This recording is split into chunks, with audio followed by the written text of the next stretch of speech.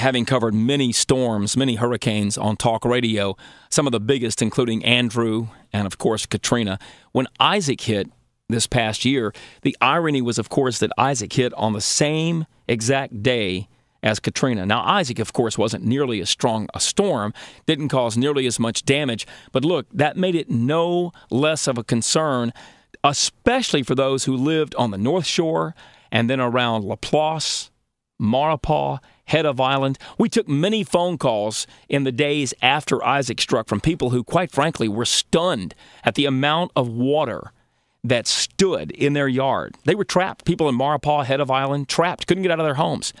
And I was taken aback by the amount of flooding in Laplace. We took a lot of phone calls from people who were traveling on the I-10 saying, look, I've got to get off the I-10. The I-10's closed. And while Katrina certainly caused great damage across a widespread area, and Isaac was a more concentrated storm, the amount of damage caused by the flooding and the amount of inconvenience caused by the flooding of Isaac really took me aback.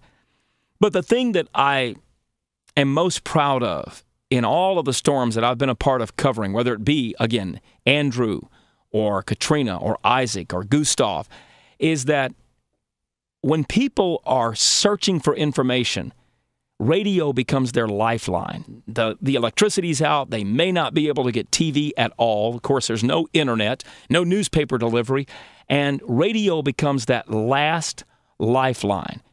And I've always viewed our role as radio broadcasters before, during, and after a storm. We're there to provide comfort.